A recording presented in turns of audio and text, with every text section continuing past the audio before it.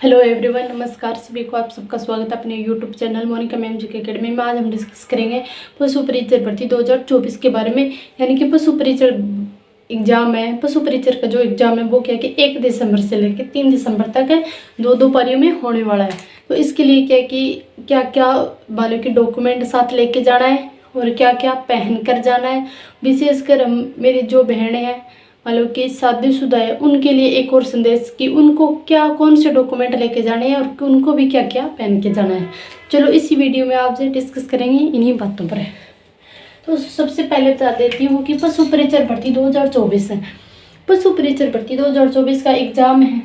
Exam date क्या है? Exam date है 1 दिसंबर से लेकर 3 दिसंबर 2024, यानी कि 1 दिसंबर लेकर 2024 तक है। सबसे पहले बात करिए कि आपको डॉक्यूमेंट क्या क्या लेके जाने हैं। डॉक्यूमेंट क्या क्या लेके जाने हैं तो आपका प्रवेश पत्र होना चाहिए आपके पास, फिर है पहचान पत्र या आधार कार्ड। ओरिजिनल तो आपके पास होना ही होना चाहिए। उसके साथ साथ क्या है कि उसकी प्रतिलिपि लिखा हुआ पाएगा आपको, मतलब कि आपके प्रवेश एडमिट कार्ड के अंतर्गत है। तो प्रतिलिपि का मतलब होता है उसकी फोटो कॉपी, यानी कि क्या है आपको एक फोटो कॉपी लेके जानी है। यानी कि आधार कार्ड हो चाहे पहचान पत्र हो, उसकी क्या है कि एक साथ में एक फोटो कॉपी आपके पास होनी चाहिए। फिर है कि आपका फोटो, तो आपका फोटो क्या है कि 2.5 इंटू 2.5 सेंटीमीटर का रंगीन नया रंगीन फोटो होना चाहिए।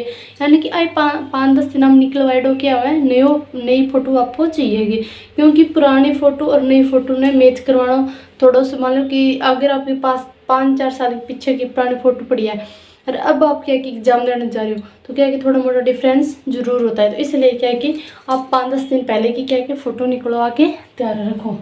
फिर बात करें कि पेन केस कौन सा लेकर जाए, तो बात करें पेन की।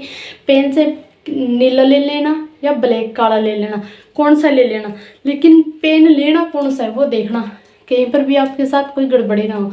तो आपको क्या है कि पारदर्शी पेन चाहिए, ऐसे आर पार दिखने वाला, क्या ऐसा पारदर्शी पेन होना चाहिए आपके पास, न कि ऐसा। अगर कहीं पर भी आपके पास ऐसा पेन है, यहाँ पे कोई किसी भी प्रकार का रबड़ वगैरह है, तो ये पेन क्या कि आपसे छीन लिया जाएगा और आपको अन्य पेन दे भी सकते हैं कई एग्जाम सेंटरों में, और कई एग्जाम सेंटरों में पेन नहीं देते हैं। तो सबसे पहले ये है कि जरूरी आपको पारदर्शी पेन आपके पास होना चाहिए, यानी कि सीधा आर पार दिखने वाला ऐसा पेन होना चाहिए। ध्यान से देख लो भाई, ऐसा पेन होना चाहिए, नहीं कि ऐसा पेन लेके नहीं जाना है। ये बात हो गई। फिर बात करते हैं कि जो मेरी बहनें हैं शादीशुदा है उनको क्या क्या पहन के जाना है और क्या क्या मानो कि डॉक्यूमेंट लेके जाना है।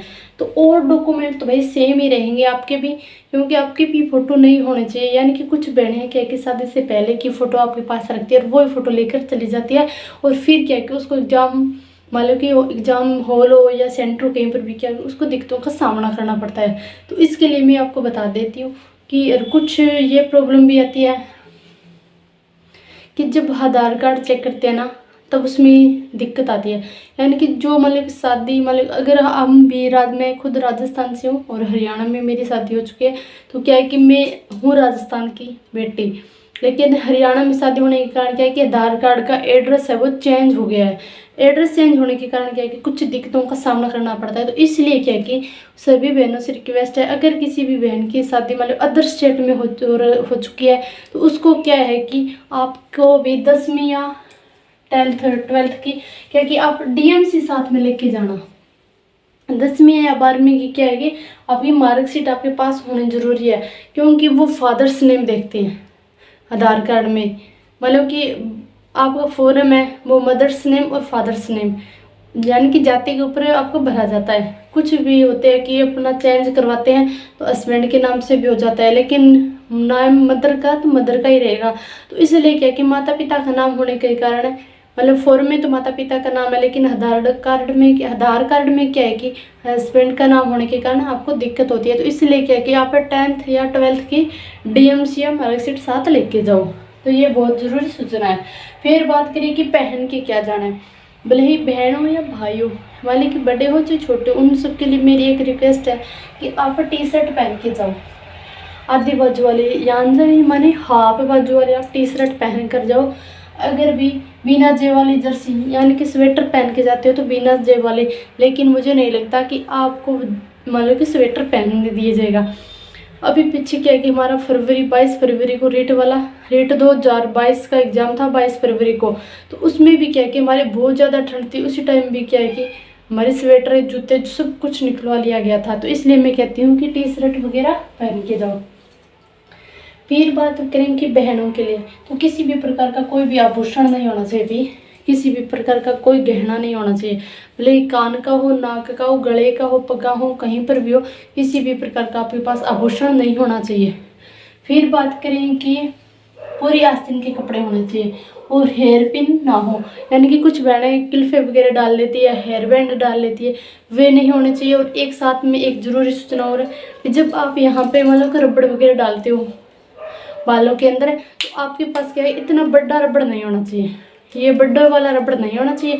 आपके पास क्या है कि ऐसा छोटा, इतना पतले वाला रबड़ होना चाहिए, बिल्कुल पतले वाला। बड़े वाला रबड़ आपका कटवा दिया जाएगा, फिर क्या कि आपको खुले बाल ही रहना पड़ेगा और नहीं आपको क्या कि रबड़ मिलेगा दोबारा। तो इसलिए क्या कि इन चीज़ों के विशेष ध्यान करो।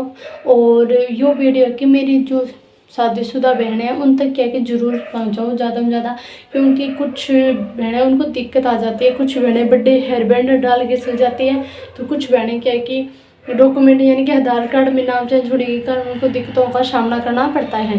तो धन्यवाद सभी को, राधा स्वामी। अगर आज का सेशन अच्छा लगा हो तो वीडियो ने ज़्यादा से ज़्यादा शेयर करिए और चैनल पर नए हो तो भी चैनल है ज़रूर सब्सक्राइब करो।